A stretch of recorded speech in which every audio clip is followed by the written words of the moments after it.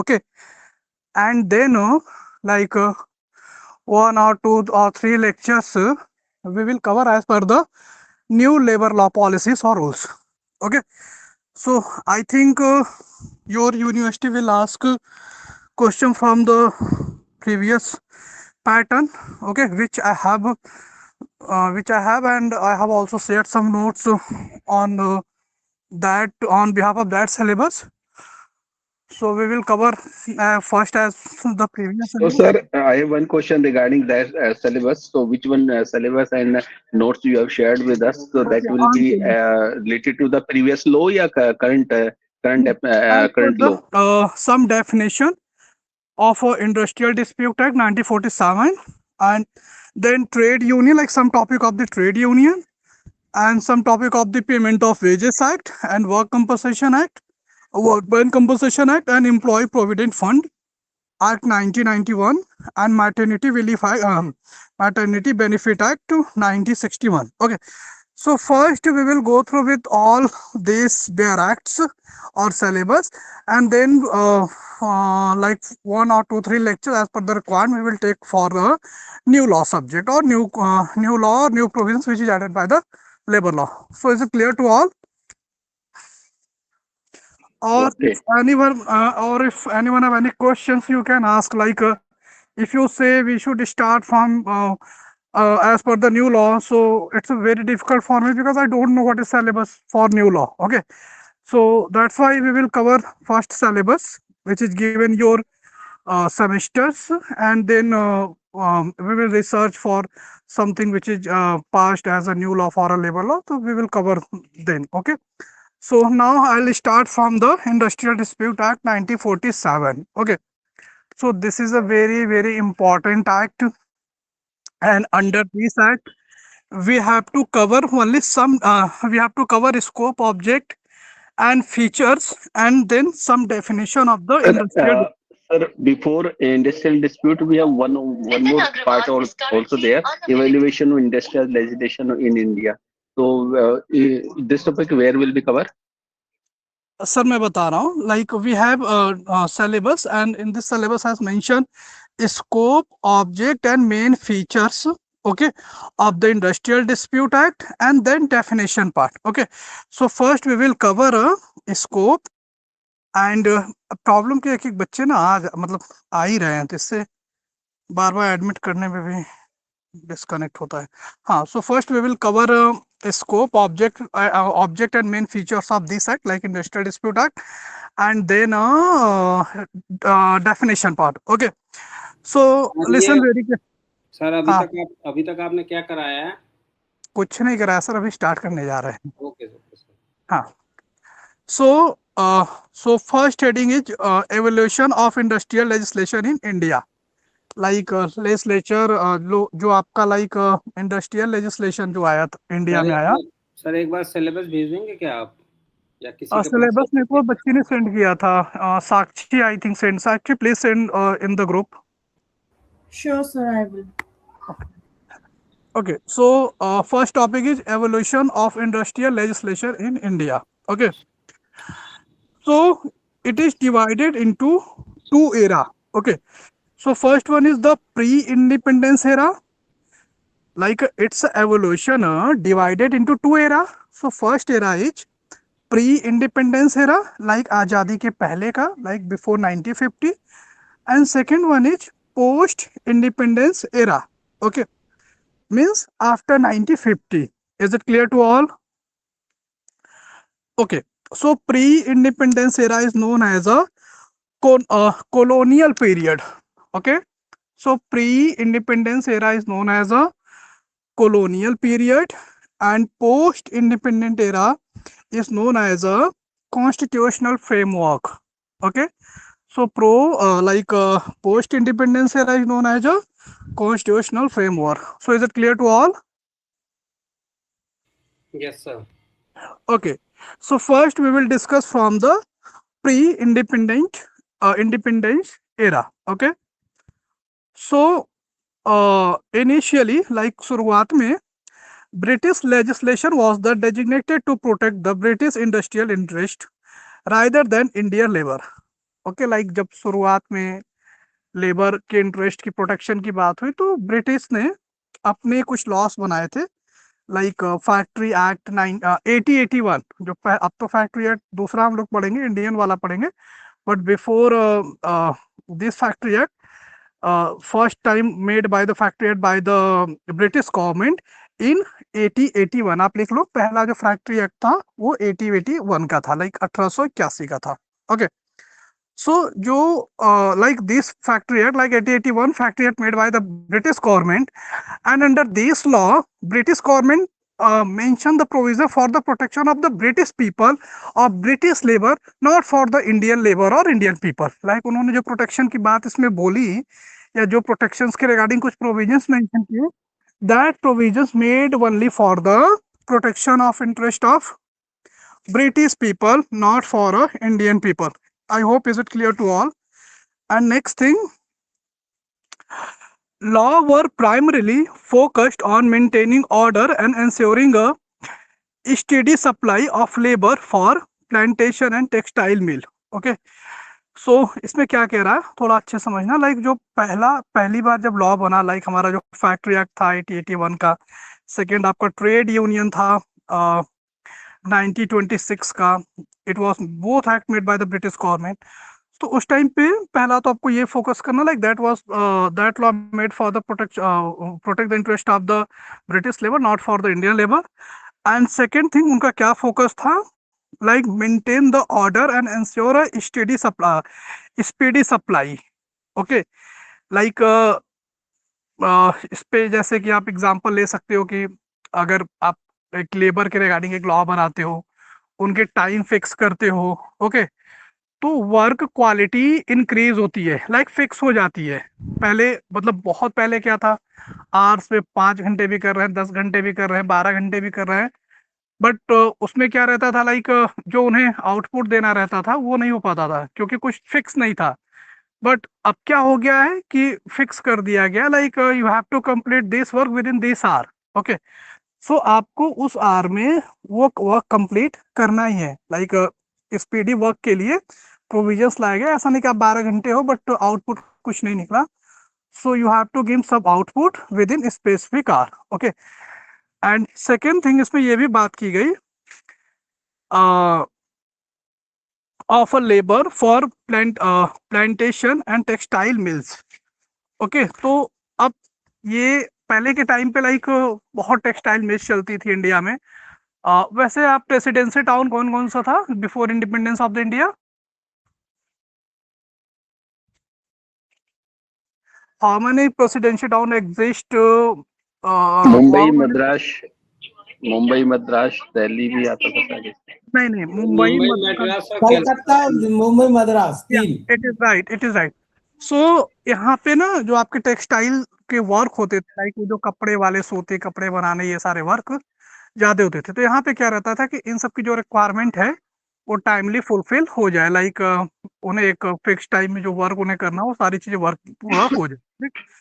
और उसके बाद जब यहाँ पे फैक्ट्री लॉ आया आपका 1881 में, तो इसमें ये बोला गया, like the first attempt to regulate working condition, though it only applied to the large factories and focused on child labor। okay, like पहली बार जैसे पहले like before making any law, like जब कोई लॉ नहीं था, किसी लॉ के बनने के पहले, तो वर्किंग आवर्स बिल्कुल भी डिसाइड नहीं था, या मेल फीमेल के वर्क को लेके कुछ भी ऐसा डिसाइड नहीं था। या आप सब अभी भी जानते हो कि कुछ जहाँ पे लेबर वर्क करते हैं तो उनके चाइल्ड भी रहते हैं, लाइक छोटे छोटे उनके बच्चे रहते हैं, तो उनके प्रोटेक्शन के लिए या उनकी फीडिंग के लिए कोई ऐसा प्लेस या कोई प्रोविजंस नहीं रहता।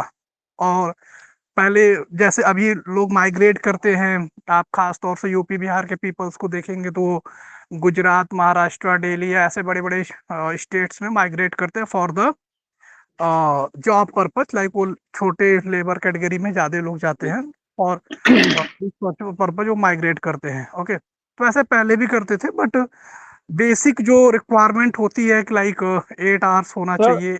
सर हाँ जी, सॉरी टू से, ये यूपी बिहार का नाम लेके आप जो है ना ऐसे मत बोलो सर। मैं वो आंध्रा का सबसे ज्यादा बंधा हुआ मजदूरी का काम करता है और पूरी इंडिया में कर रहा है। जितनी बिल्डिंगें बन रही है सभी में वो बंधा हुआ मजदूर है।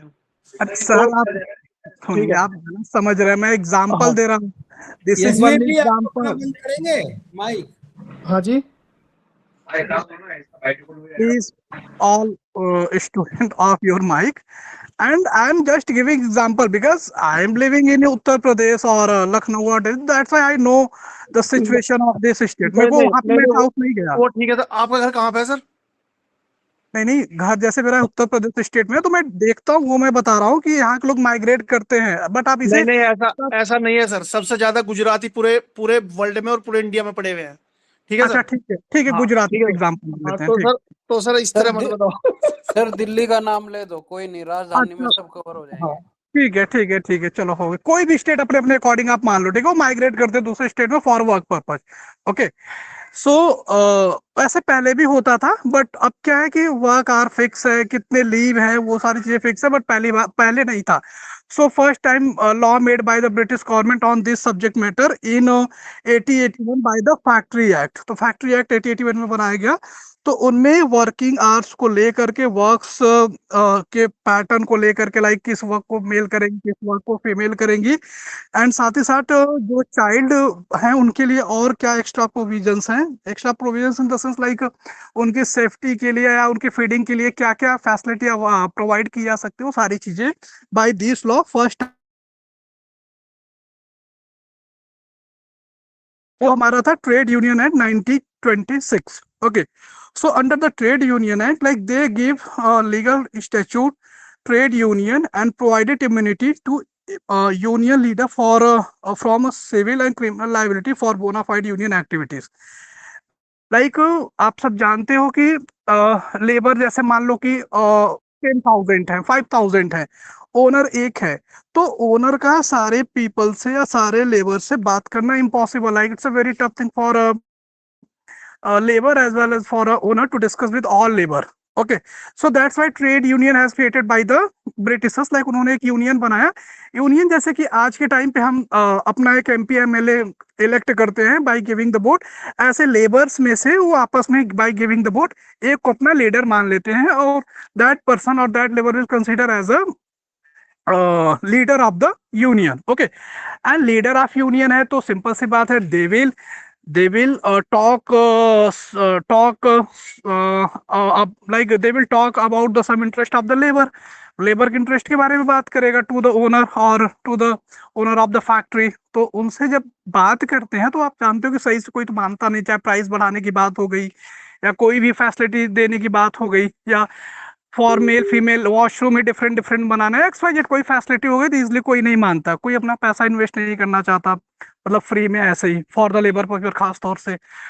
सो इसमें फाइनली ये हुआ कि आप लेबर यूनियन को लाइक एक इम्यूनिटी दो। Immunity means like special right, and you know very well parliament member has also right of privileges or right of immunity, whatever they will do in a parliament house। okay, तो आपको ये सब पता होगा ना, like parliament houses में अगर वो कुछ करते हैं तो दे आर प्रिविलेज्ड और they are immune from any civil as well as criminals, तो नहीं रहते, क्रिमिनल एक्टिविटी भी नहीं होती, but they are immune from the civil liabilities. But यहाँ पे लेबर को भी इसी तरीके से सिविल एंड क्रिमिनल लाइबिलिटी से इम्यून किया गया, प्रिविलेज दिया गया, जिससे कि आप अपने लेबर जो भी आपके साथ वर्क कर रहे हैं, जिन्होंने आपको इलेक्ट किया है, उनकी बातों को आप रख सके, या जो लीगल डिमांड हो उनको आप फुलफिल करा सके बाय द पीसफुल असेंबली और by peaceful demanding your right. Is it clear to all? Sir ये ट्रेड यूनियन जो बताया है, ये भी 81 में ही बना है, 1926। सो आपको सिर्फ इतना ध्यान रखना है, जो फैक्ट्री एक्ट था that for time पर like working hours and for safety of child and women, इन सब चीजों के लिए ट्रेड यूनियन लाइक उनके राइट को और बढ़ाया गया और एक लीडर चुनने का राइट दिया गया, and that leader will exempted from the civil as well as criminal liability, that's then he can easily demand the legal right of the laborers। okay, तो इसलिए इसको बनाया गया। और इसके बाद एक चीज ये भी बताया गया, like trade union must be registered to claim specific legal protection, like in this act, like given some immunity to the leader of the trade union from civil as well as from criminal liability, but that trade union must be registered. And I think you all know very well what is the impact of registration and non-registration. Like if you are not a registered company or association or trade union, then you don't have right to claim. Okay, so first if you want to claim, so first you have to registered. Is it clear? तो एक case में बोला गया था कि अगर वो registered कोई ट्रेड यूनियन है, they will easily get the legally protection by the law और statute of the government. Okay, so that case name is PB, like BP. Okay, so B capital, P capital, W and U. So BPWU versus TRS. Citation was यहाँ पे 1930. यहाँ पे एक doubt है, जैसे आपने बोला ट्रेड यूनियन एक्ट, तो ट्रेड में तो वो बिजनेस से रिलेटेड ही हो गया ना, जो भी आप सेल परचेज, जैसे छोटे छोटे मोटे व्यापारी हैं वो सब मिलके 10 दुकानदार अपने एक सर यूनियन बना ये लेते हैं. मिस्टर सिन्हा है, उन्होंने हाथ भी रेज किया था थोड़ी देर पहले, उनको आवाज नहीं आ रही आपकी. तो सर मे बी स्पेसिफिक अगर एक लोग को नहीं जा रहा होगा तो उनके साइड से कोई इशू होगा. Now Seema, am I audible to you? Yes, sir. Now you are audible. Right? Last 15 minutes, I did not hear anything. Okay. एक बार आप सिन्हा जी रिकनेक्ट कर लो, हो जाएगा सही. और नहीं, आप सबको तो सुन पा रहा हूँ यार, तो मैं तो पूछ रहा हूँ, बोल रहा हूँ, कुछ आवाज सर- नहीं आ रही थी. सर जैसे आपने टैक्स से रिलेटेड हो गया ना जो छोटे व्यापारियों के लिए, बट यहाँ पे तो लेबर यूनियन आना चाहिए ना, जो फैक्ट्री के अंदर लेबर वर्कर काम करते हैं उनके अधिकारों की रक्षा हेतु एक अलग से संगठन बनता है. तो उस संगठन पे मतलब वो ये कि उनके लिए क्या पॉलिसी बनानी है, कैसे उनको मैक्सिमम बेनिफिट पहुंचाया जाए, तो यहाँ पे तो वो आना चाहिए. ट्रेड यूनियन क्यों आ रहा है सर, जब स्टार्टिंग में इंडस्ट्री की बात हो रही है, तो क्या ट्रेड यूनियन को वो इंडस्ट्री वाले यूनियन है या ये अलग से है कोई ट्रेड यूनियन, ये कंफ्यूजन है सर. एक्चुअली ट्रेड यूनियन एक एक्ट का नाम है. ओके, जैसे कॉन्स्टिट्यूशन एक एक्ट हमारा हो गया, तो कॉन्स्टिट्यूशन में इमरजेंसी की भी बात की गई है, अमेंडमेंट की भी बात की गई, DPSP की भी बात की गई, पार्लियामेंट की भी, ऐसे मल्टीपल प्रोविजंस है. ऐसे ये पूरा एक्ट है. तो इस एक्ट में जो आपने टॉपिक डिस्कस किया उसकी तो बात की ही गई होगी, एज वेल एज जो मैंने बताया, like to protection of the leader and to take, like to demand the legal right from the owner. तो वो सारी चीजें मेंशन रहती है ना. तो पहले के जो एक्ट थे, तो जरूरी नहीं कि मतलब और जैसे अगर आप टॉर्ट अगर आप पढ़े होंगे तो टॉर्ट में आप देखेंगे सिविल मैटर्स भी है, क्रिमिनल मैटर्स भी है. ऐसा नहीं कि सिविल मैटर ही है, मतलब बहुत सारी चीजों को इंक्लूड करता है ना. तो ऐसे ये भी है, तो इसमें सारी चीजें थे. ओके, ओके, मतलब ये इसमें वो यूनियन ऑलरेडी कवर हो गए जो फैक्ट्री के अंदर हाँ, लेबर्स चैप्टर्स में की डिवाइड यूनियन हो है. जाते हैं, वो चैप्टर्स में डिवाइड हो जाते हैं. लाइक एक चैप्टर आपका फैक्ट्री से या उससे हो गया, जस्ट एग्जांपल. दूसरा चैप्टर आपका किसी चीज से रिलेटेड, तो they like it's divided into multiple chapters. Okay, so we have to cover one story. Like इसमें आपको डीप में नहीं जाना, वो एक्ट आपको पढ़ना ही नहीं है. मतलब एक आपको ये पता होना चाहिए, हाँ ये लॉ आ चुका था और ये लॉ दो लाइन में सिर्फ कि ये लॉ ऐसे प्रोटेक्शन की बात कर रहा था. क्योंकि अभी तो हम लोग हिस्ट्री पढ़ रहे थे, एवोल्यूशन कैसे हुआ. एवोल्यूशन में तो और भी लॉ होंगे, लेकिन हम मेजर ऐसे डिस्कस कर रहे हैं. Okay, so you don't need to go in deep down. Okay, so is it clear about both act? Okay sir. Okay, and third law जो आपका प्री इंडिपेंडेंस आया था, that was a trade dispute act. Okay, so it was passed in 1929 and it's introduced to settle the industrial dispute, so it lacked a permanent mechanism for conciliation. Okay, like इसको इसलिए लाया गया था जिससे कि dispute को, industrial dispute को settle down किया जा सके. बट इसके अंदर जो इसकी फेल्योरिटी का रीजन था, या जो इसको अबॉलिश किया गया, चेंज किया गया, सो इसके पास कोई ऐसा परमानेंट मैकेनिज्म नहीं था जो कि डिस्प्यूट को सॉल्व करा पाए, या तो लाइक उनके मतलब सॉल्व आप कह सकते हो कि सेटल डाउन करा पाए. तो ऐसा कोई परमानेंट मैकेनिज्म नहीं अवेलेबल था. Okay, so in a pre-independence era, first you have to learn Factory Act 1881, second one is Trade Union Act 1926, and third one is Trade Dispute Act 1929. Okay, so these law has passed before post-independence, like in the time of pre-independence era, and then we will discuss post-independence era. Okay, means after आजादी, after independence of the India, कैसे कैसे क्या क्या चीजें उसको देखते हैं। Okay, so you know, first we will discuss about the Indian constitution. So when our Indian constitution has in force, anyone tell please? 26 January 1950। Yeah, it is absolutely right. So anyone know like which section of the Indian Constitution deal with the living wage? No, sir. 43 article of the Indian Constitution deal with the living wage. Okay, so living wage हम बहुत short में discuss करेंगे, but because time हमें कम है, cover बहुत चीजें करनी है. So living wage means decent standard of life for worker, like a price for a decent standard life of life for a worker. like आप किसी मजदूर की मजदूरी इतना रखो या किसी लेबर का प्राइस इतना रखो या इतना उसको पे करो कि वो एक डिसेंट एंड एक स्टैंडर्ड ऑफ लाइफ को जी पाए या उसके साथ वो रह पाए. Okay, so it is given under article 43, and by then government has also decided the minimum payment for a one day. तो आपने मनरेगा ये सब का नाम सुना होगा, महात्मा गांधी रोजगार गारंटी योजना. तो उसमें 300 पहली बार आया, फिर धीरे मतलब डे पर डे वो बढ़ता चला गया. फिलहाल अभी तो कैजुअली जो मेरे को दिखता है वो 500 चल रहा है फिलहाल for a labour work for one day.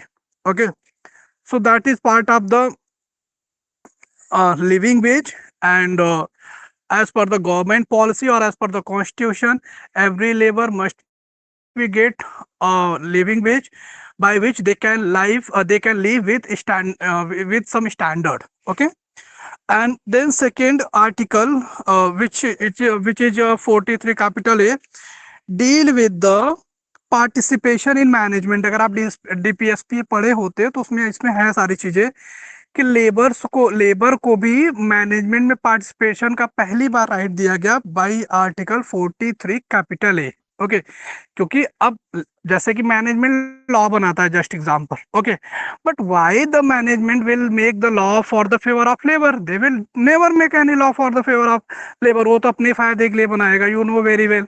Okay, but when this right this right is given to all labor to participate in a management by article 43 capital A, then if the labor is participating in the management, so they will also raise his voice for making a law in the favor of other labor.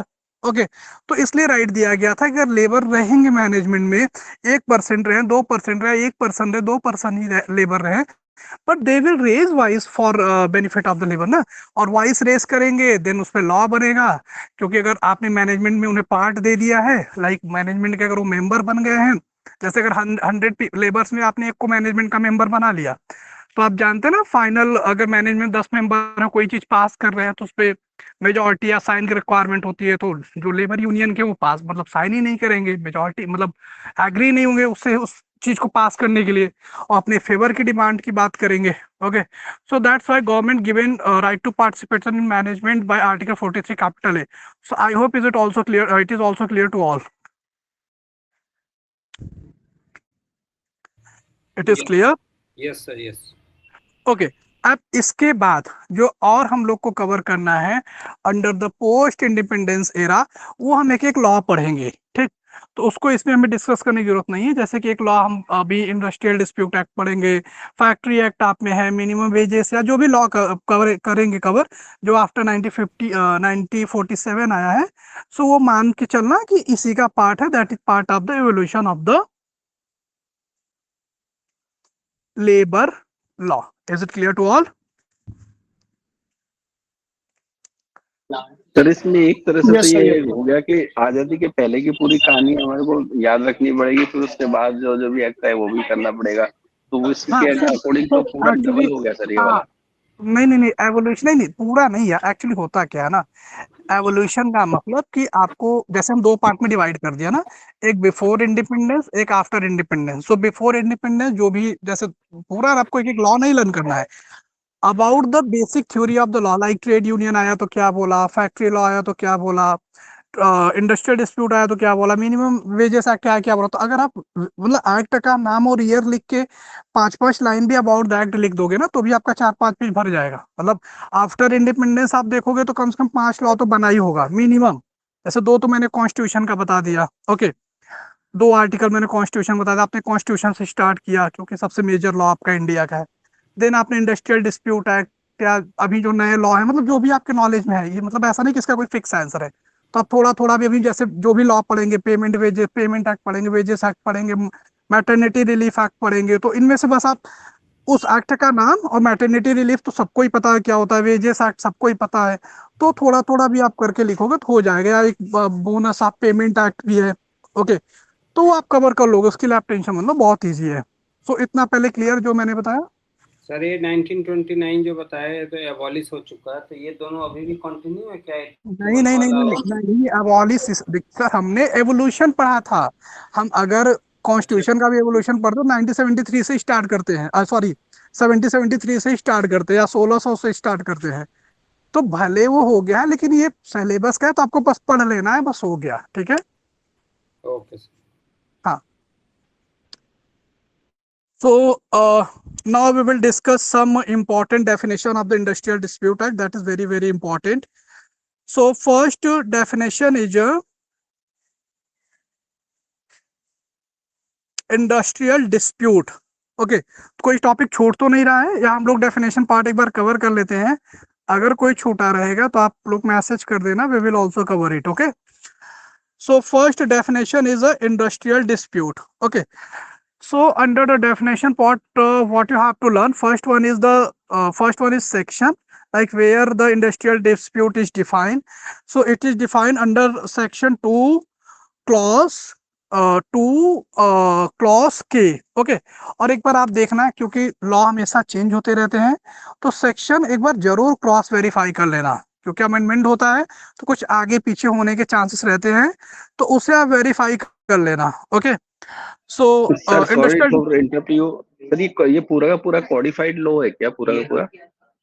हाँ जी हाँ जी, जैसे आप ऐसे समझिए ना, अगर ये लग गया कि इंडस्ट्रियल डिस्प्यूट है 1947, ओके, ईयर लग गया, तो आप समझ लीजिए लॉ पास हुआ है, इनैक्ट हुआ है, सब कुछ हुआ है, तो ऑटोमेटिक कोडिफाई लगेगा, कोडिफाई हो जाएगा। टॉट आप देखोगे तो उसमें ईयर नहीं लगा है, जो स्टूडेंट्स आप देखोगे तो उसमें ईयर नहीं लगा है। बट जिस लॉ में मतलब वर्ड के साथ ईयर लग गया, कोई भी ईयर लग गया, जैसे आप कॉन्स्टिट्यूशन देखोगे 1950, बीएनएस में देखोगे 2023, तो ईयर लग गया, that is Codify, okay okay sir, thank you. Okay. So industrial dispute which is defined under section 2 clause के, ओके, मतलब दो सेक्शन। सर ये जो आप पढ़ा रहे हैं ये न्यू लेबर लॉ है या ओल्ड लेबर लॉ है?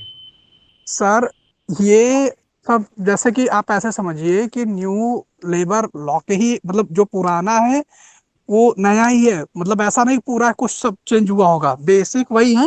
बट एक बार हम पहले as per the your syllabus हम चलते हैं, एक बार आपकी जो सिलेबस में जो एग्जाम में आने के वो है, उसको उसके अकॉर्डिंग एज मतलब एज पर द बिल्कुल सिलेबस पढ़ा देते हैं। फिर 2 दिन 3 दिन हम लोग उसके बारे में, लाइक न्यू लॉ में जो भी चीजें आई होंगी, क्योंकि न्यू लॉ में एक बार देखना पड़ेगा क्या लॉ आया है कैसे है, तो उसको कवर कर लेंगे ना। बट एक बार जैसे कि अभी पिछले सेमेस्टर तक आपके एग्जाम में आता रहा है, as per the syllabus, like जो मेरे को साक्षी साक्षी ने आई थिंक भेजा था, तो उसके अकॉर्डिंग कवर कर लेते हैं, ठीक है। सर मुझे तो लगता सर इसमें जो लॉ चेंज हो गया है या सेक्शन चेंज हुआ है, हम आप वो इतना, सही पढ़ रहे हैं ना? मतलब हम पुराना तो नहीं पढ़ रहे, फिर वो दिमाग में बैठ जाएगा। पुराना ही पढ़ रहे हैं। सर सुनिए सर मेरा एक सजेशन है कि जो भी सिलेबस में चल रहा है ना, इसका कॉन्सेप्ट क्लियर करा दीजिए। सेक्शन हम जो भी सही लगेगा वो अपने आप ही मैच कर लेंगे, क्योंकि ऐसे ठीक तो है, पिच हो जाएगी बहुत अच्छा ज्यादा। ठीक है, तो मैं एक काम करता हूँ कि हम लोग सेक्शन को अभी नहीं लर्न करते हैं, सेक्शन को छोड़ देते हैं, ठीक है। हम क्योंकि लोग सर कॉन्सेप्ट, जैसे अभी हम्म, वॉइस सर आपकी ब्रेक। सिलेबस में सर पुराना दे रखा है, तो पुराने के सेक्शन बोल के कॉन्सेप्ट बता दो आप। सेक्शन बताना जरूरी है कि उसके हिसाब से वो कर लेंगे। ठीक है ठीक है, सुनिए मैं ये जो बताता हूँ। देखिए, बात जो कर रहे हैं वो बात करें। जो अभी नया आया है, नए में कोई मेजर चेंज नहीं, डेफिनेशन भी उसमें सेम ही है, तो हमारा जो डेफिनेशन पार्ट है वो तो इसमें कवर ही हो जाएगा। जैसे कि उसमें जो है वेज रेट चेंज हुआ है, अनस्किल का कितना है, हाईली स्किल का कितना है, और सेमी स्किल का कितना है, तो वो सब प्राइस है। दूसरा फैसिलिटी से रिलेटेड उसमें चेंजेस आया है, वर्किंग आवर्स आपको पहले कितने करने थे, आप पहले कितने करने हैं। सुनिए, दूसरा जो है ऐसे टाइम मेटल, ओवर हो जाएगा, प्लीज आप लोग डिस्कस, मैं बताता हूँ ना, सॉल्यूशन बताता हूँ। हाँ, देखिए, तो पहले थोड़े हम थोड़े डेफिनेट, चेंजेस है उसमें, तो आप करिए अपने हिसाब से सर कवर। वही वही मैं बोल रहा हूँ। सुनिए, पहले मैं आज डेफिनेशन पार्ट कवर करता हूँ, ठीक।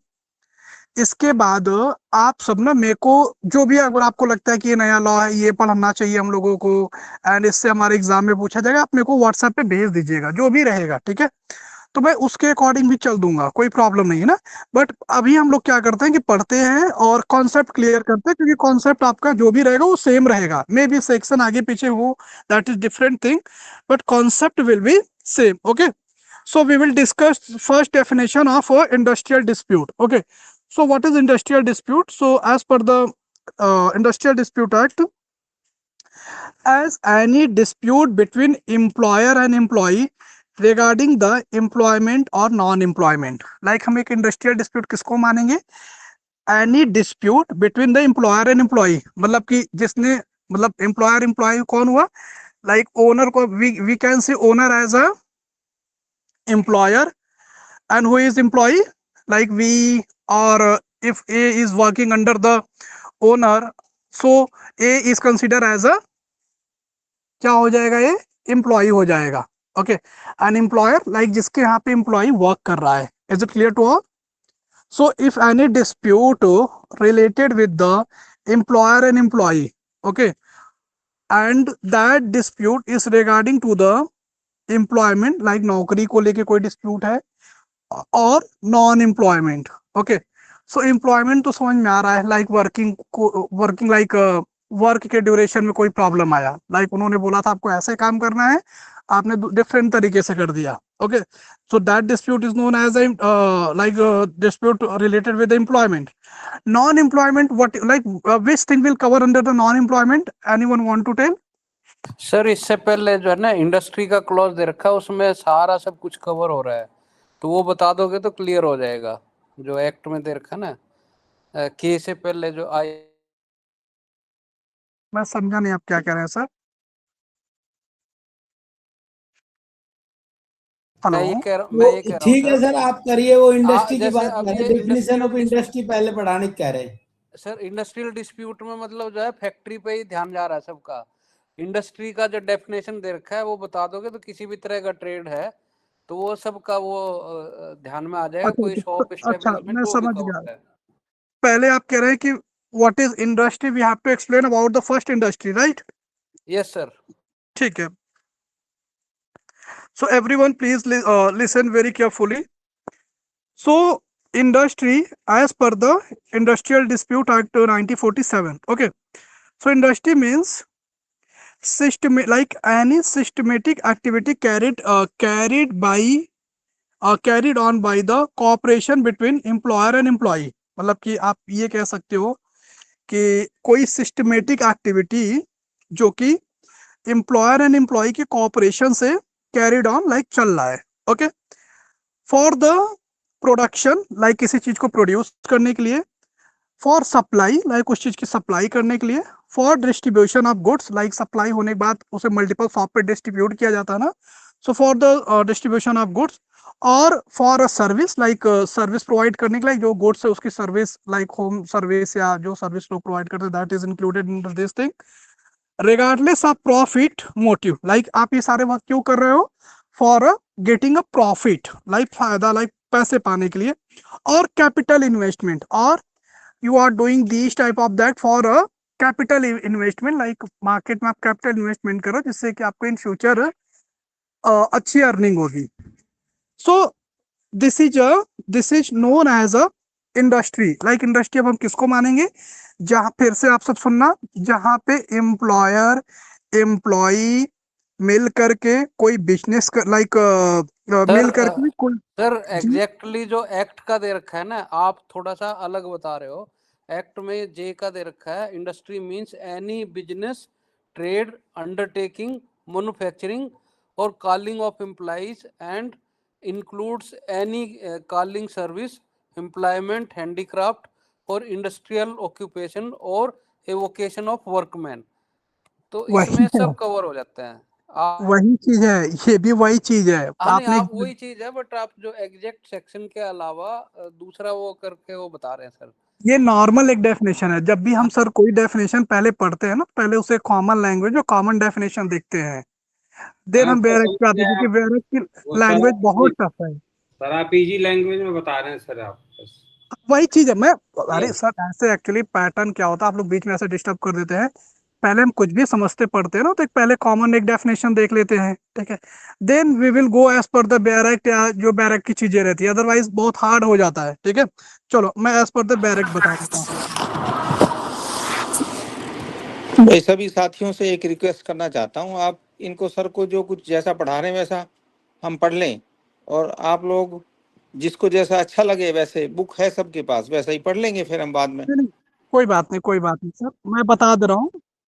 एक बार चलने तो दो क्लास को। हाँ ये भी सही, पर please everyone listen very carefully. So it's definition as per the industrial dispute act, it is given under section 2 clause J. Okay, so 2 clause J में like it's defined, and industry is a broadly defined as a business, like it's include business, trade, undertaking, manufacture और calling of employer. अब देखो कितना difficult हो गया, same वो वाली definition कितना कॉलिंग ऑफ एम्प्लॉयर थोड़ा सा डिफिकल्ट वर्ड हो गया। Including any calling of service, employment, handicraft और इंडस्ट्रियल ऑक्यूपेशन और अवोकेशन of workmen. It focus on organized cooperative efforts between the employer and employee to satisfy human wants.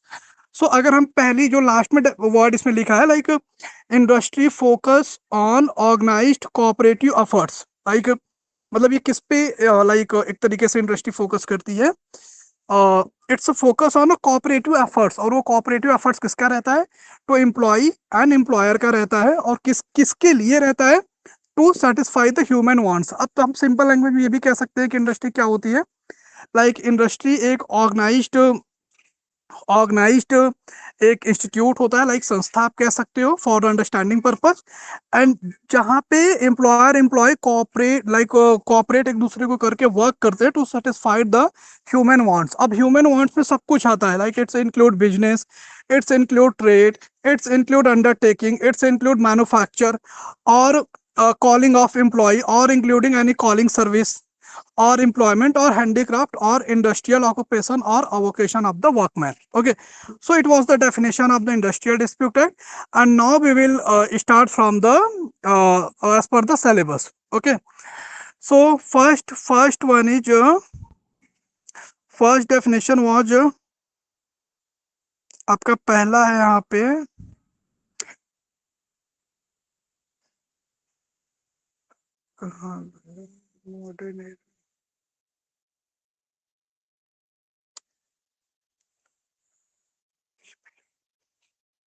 हाँ, so first आपकी definition मिल गया। अब पहली definition आपकी आती है इंडस्ट्री। चलो इंडस्ट्री हो गया, थोड़ा सिलेबस आगे पीछे हो गया। अभी हम इस वाले में क्या डिस्कस कर रहे थे, इंडस्ट्री डिस्प्यूट देख रहे थे। हाँ, so it is given under 2K, तो इंडस्ट्री हो गया definition, and industry dispute defined under section 2K। तो इसमें क्या बताया गया, like dispute between employer and employee regarding the employment and non employment. Okay, so ये भी हो गया। एम्प्लॉयमेंट मतलब क्या हुआ, लाइक ड्यूरिंग द वर्क अगर आप कोई डिफॉल्ट करते हो। नॉन एम्प्लॉयमेंट लाइक अगर आपको निकाल दिया गया, आप अभी रिट्रेसमेंट पढ़ोगे, या आपको without any sufficient reason fire कर दिया गया फॉर द एम्प्लॉयमेंट, तो वो सारे इश्यूज इसमें आ जाते हैं। Okay, and example like a strike called by the worker over the sudden withdrawal of customary bonus. Okay, like जैसे कि एक इशू मतलब एक आपका एम्प्लॉयमेंट इशू यही हो गया कि आपने स्ट्राइक के लिए मतलब as a union leader, like आप यूनियन के लीडर हो, एज अ यूनियन लीडर अगर आपने सारे वर्कर को कॉल किया स्ट्राइक करने के लिए, और डिमांड ये रखा कि हमारे बोनस लाइक पर ईयर जो एवरी ईयर आप बोनस इंक्रीज करते हो वो आप मेरा बढ़ाओ। Okay, so that is a example for a industrial dispute. So I think industrial dispute is clear to all, right? yes okay sir. हाँ, so in a Supreme Court has also explained the industry, and the case name was the Bangalore Water Supply versus Rajappa. Okay, so Bangalore Water Supply versus Rajappa में Supreme Court ने क्या बोला, like Supreme Court expanded the definition of the industry, like definition industry definition को और इसने बढ़ाया और बोला कि like it include hospitals, educational institute and club if they follow a systematic activity. like एक तरीके से अगर ये लोग systematic activity follow करके service provide कर रहे हैं, so they will also consider as a industry. like supreme court ने इस केस में एक तरीके से हॉस्पिटल को भी, एजुकेशनल इंस्टीट्यूट को भी, क्लब को भी इंडस्ट्री बोला, बट कब वो इंडस्ट्री कंसीडर होंगे, when they follow a systematic activity. So is it clear? Yes sir. Okay, so ये इंडिया का मतलब कि आफ्टर इंडिपेंडेंस कॉन्स्टिट्यूशन के बाद, मतलब कॉन्स्टिट्यूशन तो चलो आपका 1950 में आया, लेकिन हमने 2 आर्टिकल डिस्कस किया, that was very very important. 43 capital है. एंड इसके बाद आप सेकंड आपने about the industrial dispute act बताया, जो कि 1947 में आया था. That is a post independence era के बाद ये लॉ है. आपने इसको कवर किया आपने उसमें एवोल्यूशन में. एंड थर्ड आप फैक्ट्री एक्ट कवर करोगे. So factory act was passed in 1948. So factory act में आपको क्या बताना है, that is very very important for evolution answer जब आप एवोल्यूशन पे लिखोगे. सो फैक्ट्री एक्ट बेसिक आपका किस पे फोकस करता था, focus on a health, safety and welfare of worker with in the factory premises.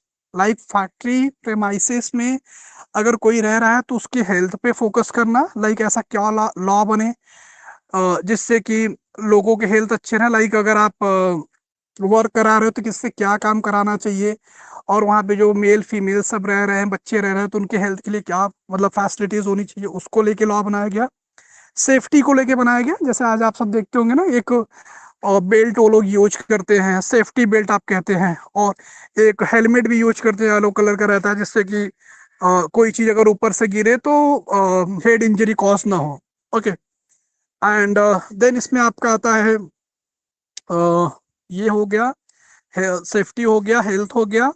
And इसके बाद welfare of worker with in a factory premises. Like अगर मान लो कि वर्कर ने अपने 8 घंटे वर्क कर लिए, फीमेल है मेल है वर्क कर लिए, तो थोड़ा सा उनके इंटरटेनमेंट के लिए छोटे छोटे पार्क हों, और उनके बच्चे भी रहते हैं तो बच्चों के लिए छोटे छोटे झूले, पार्क, ये सारी चीजें वहाँ पे अवेलेबल होने चाहिए, जिससे कि वो जो 8 घंटे 10 घंटे वर्क करके फ्रस्ट्रेट होते हैं, so they can release his frustration, okay, by giving some facility by the factory act. Okay, so that is also part of the post independence era. Okay, तो आपने पहले क्या डिस्कस किया पोस्ट इंडिपेंडेंस एरा में, article आपने discuss किया 43 capital है.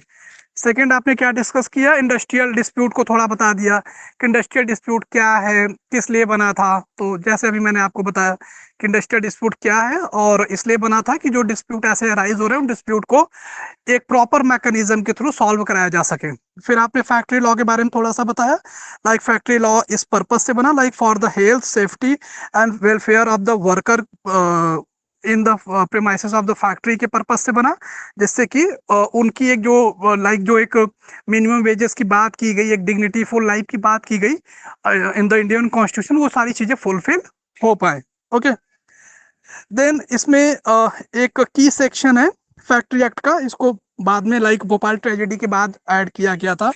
That section was 41 capital A. तो 41 कैपिटल ए कहता है कि like it's deal with the constitution of site appraisal committee for hazardous process. Okay, like अब जैसे मान लो कि आप कोई हैजॉर्डियस वर्क, जैसे फैक्ट्री में आप देखते हो कि कुछ लोग चलो ऊपर कोई काम कर रहे हैं ना, कुछ एकदम बिल्कुल जैसे कि कोल माइन आप ले लो, तो कोल माइन में बिल्कुल नीचे जाके काम कर रहे हैं, तो बहुत हैजॉर्डियस एक्टिविटी है. या मान लो कोई ऐसा काम हो रहा है जहाँ पे बहुत केमिकल है या danger, like hazardous activity, I think सबको क्लियर है ना, मतलब कुछ ऐसा एक्टिविटी कर रहे हैं जिसमें कि उनकी बॉडी को इंजरी होने के चांसेस हाईली है. जैसे वहाँ पे माइनिंग का वर्क चल रहा है, वहाँ पे वर्क कर रहे हैं, तो that is part of dangerous work sir, या डेंजरस वर्क बोल सकते हैं. हाँ हाँ, तो वहाँ पे ये बोला गया अगर कोई ऐसा कोई वर्क कर रहा है तो उसकी सैलरी आप हाई करो और अच्छे से बढ़ाओ. जैसे आप देखोगे ना, एक मशीन है, आप डेली वेली में या सभी जगह देखोगे तो दिखेगा जब मान लो 50 फ्लोर का कोई घर बन रहा है, तो एक मशीन रहती है एकदम ऊंची सी रहती है, उस पे लोग बैठ करके उसको चलाते हैं, बहुत ऊंची सी रहती है, पता नहीं क्रेन टाइप में आप कह सकते हो उसको ना, एग्जैक्टली नेम मेरे को नहीं पता, बट आप क्रेन का एग्जांपल ले सकते हो। बिल्कुल ऊपर वो बैठता है मेटेरियल लाइक, लिफ्टिंग मशीन होती है सर वो। हाँ हाँ वही वाले मेट मशीन। तो अब वहां पे जो चढ़ के वर्क करेगा ना, तो वो 500 में नहीं करेगा, वो लाइक 2000 3000 पर डे या जो भी हो इस टाइम जो भी चलता हो, वो थोड़ा सा हाई फीस लेगा। ओके, तो ये सब सारे प्रोविजन सही यहीं से आए, लाइक अगर कोई हजार्डियस एक्टिविटी वाले वर्क कर रहा है, so they will get more profit than other worker. Okay, so इसके बाद इसमें ये भी बोला गया like providing mandatory safety goggles to workman in welding unit. Like अब सिर्फ गोगल्स ही, गोगल्स मतलब आप देखते हो ना जो कि वो होता है मतलब वेल्डिंग वेल्डिंग मशीन में वो शीशा लगा के वेल्ड करता है। हाँ जिससे वो मतलब वो थोड़ा सा फायर की कुछ रेस निकलती हैं, तो वो बहुत डेंजर होता है फॉर द आई, आंखों के लिए बहुत ही खतरनाक होता है। तो वेल्डिंग मशीन के टाइम उनका एक आता है ना कवर टाइप में, फेस को कवर करता है। ओके, सेम ऐसे इनके हेलमेट वाले प्रोविजंस आए like during the working on building, so you have to use helmet. Safety pin जो इनका आता है कि आप पहले उसको फंसा दोगे देन आप वर्क करोगे, ताकि लाइक बाई चांस अगर आपका हाथ पैर अगर स्लिप हो तो आप बिल्कुल नीचे नहीं जाओ, आप बाई सेफ्टी पिन आप लटके रहो, then other people will save to you. Okay, तो ये सारे प्रोविजंस आपके लाए गए। ओके, तो ये आपको इलेबोरेट करना है, बट ये यहाँ 4-5 पेज हो गया तो रोक देना है इसको। And then MC Mehta case आया, that is very very important case. आप इसमें कई चीजें लिखो, MC like who was the जज in MC Mehta versus union of India. So the जज name was the justice Bhagwati, and year लिखना है इसका 1987, and it is also known as a oleum gas leak case, oleum gas leak case. And in this case absolute liability was propounded by the justice Bhagwati. Okay, अब absolute, anyone know about the rule of absolute liability? Yes sir. हाँ, सो अगर किसी को बताना हो तो एक line में बताएं, टाइम वेस्ट नहीं करेगा, ओनली फॉर वन लाइन। उसमें यही होता है कि आपकी गलती हो ना, अगर कोई भी आउटसाइड को कोई भी इंजरी होती है, हजार्ड होती है आपकी किसी एक्टिविटी से, तो उसके लिए आप जिम्मेदारों को 30% नहीं रहेगा। या it is right, so in a simple word, इसमें सर कंपलसरी कंपनसेशन देना है चाहे किसी या की भी। हाँ it is right, like either owner has committed some fault or not, it doesn't matter, but if the injury has caused by the employee, then he is entitled to get the compensation. Okay, owner की fault हो या नहीं हो, but अगर employ को कोई भी मतलब कोई भी इंजरी कॉज हुई है तो एम्प्लॉय पैसा पाएगा ही पाएगा। Okay, so that principle is known as absolute liability, and it was taken from the like ये प्रिंसिपल कहाँ से लिया गया था, तो ये जो ब्लैक रॉलिन वर्सेस फ्लेचर का आपने केस सुना होगा, उसमें जो जस्टिस ब्लैकबर्न थे, वही के कॉन्सेप्ट से इसको इंडिया में लिया गया। ठीक है, बट इतना नहीं जाना आपको, एब्सोल्यूट तक लर्न करना है। फिर थर्ड इसमें जैसे कि पोस्ट इंडिपेंडेंस जो एक लॉ है जो इसी के बारे में बात करता है, like for the welfare of the labour की बात करता है, that was a minimum wages act 1948।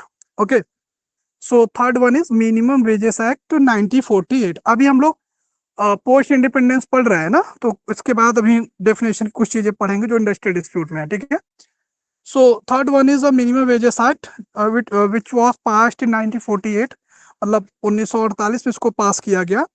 And what was the aim of this law? So it's ensure like minimum wages act ensure the employer can not exploit worker by paying starvation wage. मतलब कहने का मतलब ये है कि इसके through after independence of the India ये fix किया गया कि आप कम से कम जो मजदूरी है वो तो आपको देना ही देना है। जैसे अगर मान लो कि एक लेबर की मजदूरी 500 रुपए है, उसका लेबर वर्क 500 है, सो यू हैव टू पे एटलीस्ट 500 रुपीज। आप हाँ 600 देना चाहते हो दैट इज गुड, 800 दे रहे हो दैट इज ऑल्सो गुड, मतलब आप कितना इंक्रीज तो कर दो that's fine, but you have to pay at least minimum wages. So if the minimum wages are fixed by the government like 300 500 or 700, so you have to give that money to the labor, जिससे कि वो अपने एक life को एक dignity full तरीके से जी पाए। और आप ये भी जानते हो right to like life live with dignity is our fundamental right as per the article 21 of the Indian Constitution। and कोई लेबर कैसे रहेगा एक डिग्निटी के साथ, when they will get a standard wages, मतलब जब वो एक उचित वेज मतलब मजदूरी पाएगा, then they can live with dignity। is it right?